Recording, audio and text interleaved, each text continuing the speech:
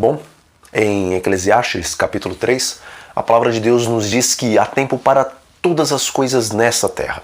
Contudo, ao estudarmos o livro do Apocalipse, entendemos que chegará um tempo em que não haverá mais tempo, pois o mundo, da forma que o conhecemos, ele tem um prazo de validade. Mas é bem possível que muitos de nós, de quando em quando, nos perguntamos quanto tempo ainda temos antes da volta de Jesus. Mas se o motivo que nos leva a fazer essa pergunta é a ansiedade de ver a face de Deus e poder estar diante do seu trono, contemplando a sua inefável glória, então o motivo do nosso questionamento é louvável, pois ele é motivado pelo desejo de viver na presença do Senhor. Contudo, se o motivo o qual nos leva a questionar quanto tempo ainda nos resta até a volta de Jesus for um medo dos assombrosos acontecimentos, os quais sucederão antes que o Senhor apareça em toda a sua glória nas nuvens dos céus, então isso é um grande indício de que a nossa comunhão com o Altíssimo ainda não é profunda e completamente sincera. Pois quando verdadeiramente estamos em plena comunhão com o céu, as Sagradas Escrituras nos dizem o seguinte: no amor não existe medo. Antes, o perfeito amor lança fora o medo. Ora, o medo produz tormento. Logo, aquele que teme não é aperfeiçoado no amor. 1 João capítulo 4, versículo 8. Amigos, Deus é amor. E quando conhecemos profundamente a Deus e com Ele estamos ligados, então estamos sendo aperfeiçoados naquele amor o qual lança fora todo medo, de maneira que, em vez de ficarmos atormentados com as coisas que sobrevirão, temos paz, independentemente do nosso futuro, pois quer vivamos ou morramos, estamos em Deus. E quem está em Deus tem a vida eterna. Mas, se o motivo que nos leva a questionar quanto tempo ainda temos antes da volta de Jesus for pelo fato de conhecermos a verdade, mas não vivermos ela, então é muito provável que mesmo se pudéssemos saber o dia e a hora exata da volta de Jesus, mesmo assim nos perderíamos, pois deixaríamos para nos preparar nos instantes finais. E na verdade, não nos prepararíamos, pois os que irão morar no céu com Cristo são aqueles que amam a Jesus a ponto de darem a sua própria vida para estarem ao lado dele. E os que esperam poder se preparar nos momentos finais da história mostram que, na verdade, não amam a Deus, mas tão somente amam ao mundo e tudo que o mundo pode oferecer. Mas tais pessoas, não querendo ser destruídas juntamente com as obras do mundo, pensam em se preparar nos últimos instantes. Porém, meus amigos, isso não é amor a Deus, mas apenas temor da morte eterna. E para essas pessoas não haverá lugar na cidade celestial. Meus irmãos, eu não sei qual o motivo que te leva a questionar quanto tempo ainda temos antes da volta de Jesus. Mas independentemente de qual o motivo que nos leva a fazer essa pergunta, eu afirmo que, na verdade, o nosso questionamento deveria ser quanto tempo ainda falta para se fechar a porta da graça.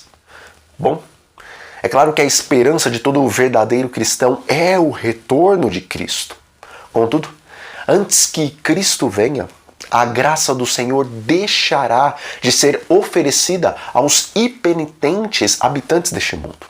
E após isso acontecer, aqueles que não aproveitaram o tempo que tinha para se prepararem para encontrar com o seu Senhor, ainda que queiram, não poderão, pois dizem as Sagradas Escrituras: eis que vem dias, diz o Senhor Deus, em que enviarei fome sobre a terra, não de pão, nem sede de água, mas de ouvir as palavras do Senhor. Andarão de mar a mar, de norte ao oriente, correrão por toda parte, procurando a palavra do Senhor, e não a acharão. Amós 8, versículos 11 e 12. Amigos, o fechamento da porta da graça, ou seja, o encerramento na mediação de Jesus em favor do ser humano, acontece por dois motivos. O primeiro motivo é a morte.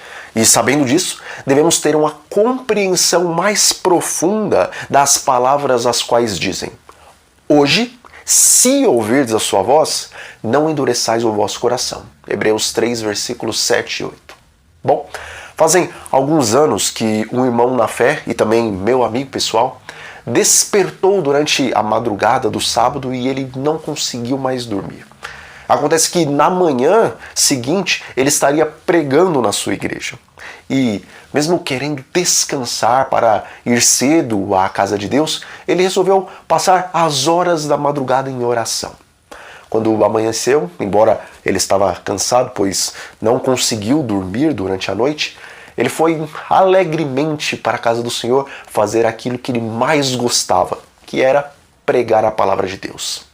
E ao final da pregação, ele fez um apelo lindo, dizendo que os irmãos não deveriam procrastinar a sua decisão, mas deveriam fazer uma completa entrega de suas vidas nas mãos do Senhor Jesus, pois eles não sabiam se poderiam viver mais alguns minutos, ou alguns dias, ou mesmo alguns anos. E depois do apelo foi cantado um hino, feita uma oração de encerramento do culto, e após ele ter cumprimentado os irmãos na saída da igreja, ele foi então para sua casa tentar repousar um pouco, pois realmente ele estava extremamente cansado e com sono. E ao chegar em sua casa, ele almoçou e, como a sua mãe estava assentada no sofá da sala, ele decidiu deitar no sofá, apoiando a sua cabeça no colo da sua mãe. Bom, aquela foi a última pregação que meu amigo realizou, pois naquele mesmo sábado, estando deitado no colo da sua mãe, ele descansou no Senhor enquanto ele dormia. Meus irmãos, nós não sabemos se a porta da graça se fechará hoje ou daqui a alguns dias, meses ou anos para nós por causa da morte. Mas o fato é que, caso não façamos parte daqueles que serão transladados e arrebatados dentre os vivos no dia da volta do Senhor Jesus, então o tempo que nos resta até a volta do Senhor é o dia que se chama hoje. Portanto, hoje é o tempo que nos resta para estudarmos a palavra de Deus. Hoje é o tempo que ainda temos para ler o Espírito de profecia. Hoje é o tempo de orarmos e de clamarmos pelo batismo do Espírito Santo. Hoje é o tempo de anunciarmos as verdades eternas aos nossos familiares e também ao restante do mundo. Hoje, meus amigos, é o tempo de tomarmos aquelas difíceis decisões a fim de abandonarmos tudo aquilo que nos impede de sermos chamados servos bons e fiéis. Pois se aproveitarmos o tempo que temos para nos aplicarmos em nossa santificação e vivermos e descansarmos antes da volta de Jesus, então a palavra de Deus nos diz: bem-aventurados os mortos que desde agora morrem no Senhor. Sim, diz o Espírito, para que descansem de suas fadigas, pois as suas obras vos acompanham. Apocalipse 14, versículo 13. Contudo, meus amigos, caso sejamos um daqueles que passarão pelo tempo de angústia e estarão vivos no dia da volta de Jesus, o tempo que nos resta continua sendo o dia de hoje, pois está escrito: por isso, ficai também vós apercebidos, porque é a hora em que não cuidais, o Filho do Homem virá. Mateus 24, versículo 44. Veja, essas são palavras de Cristo, as quais ele dirigiu aos seus discípulos. Sendo assim, essas palavras são, de maneira especial, voltadas para a igreja e não para o mundo. Contudo, aparentemente é uma contradição dizer que a igreja será pega desapercebida no tocante à volta de Jesus. Pois, embora o Senhor não nos disse o dia e a hora da sua vinda, Ele deixou os sinais do tempo em que o Filho do Homem aparecerá nas nuvens dos céus. E sabendo que ainda é necessário haver uma definitiva união entre Roma e Estados Unidos, e sabendo que é necessário haver um decreto o qual ordene a santificação do primeiro dia da semana, e sabendo que após este decreto cairão as 7 últimas pragas, ainda por cima nos é dito em Apocalipse capítulo 10 e também no livro O Grande Conflito, que após a 7ª praga, o Senhor revelará o seu mistério. Ele dará a conhecer o dia e a hora da vinda do Filho do Homem, alguns momentos antes dele aparecer nas nuvens dos céus. Sendo assim, Como então os membros da Igreja de Cristo estariam desapercebidos quando Jesus regressasse? Amigos, é verdade que poucos momentos antes de Jesus aparecer nas nuvens do céu, o Pai dirá com voz de trovão o dia e a hora da vinda de Jesus. Mas o dia e a hora do julgamento de cada indivíduo no juízo investigativo, isto ninguém saberá. E quando passar o nosso nome diante do tribunal celestial, estaremos salvos e selados ou estaremos eternamente perdidos. Portanto, o momento em que Jesus virá e pegará desapercebidos muitos que estão na igreja será no dia em que ele apresentar o nome dessas pessoas perante o tribunal do céu e for constatado que as obras delas não estavam em acordo com a fé que elas professavam. Bom, temos visto que constantemente o Papa avança em sua obra de conquistar mais e mais líderes mundiais. Também temos visto que a encíclica Laudato Si e os seus 6 objetivos para se estabelecer o domingo como um dia de repouso para a Terra está mais próxima de ser definitivamente implementada, pois vemos que a COP26 tem se mostrado uma forte aliada na questão do estabelecimento desses 6 objetivos. Na verdade, meus amigos, já faz tempo que o mundo tem amadurecido para a destruição final, pois a iniquidade tem aumentado rápida e constantemente a cada ano em nosso mundo.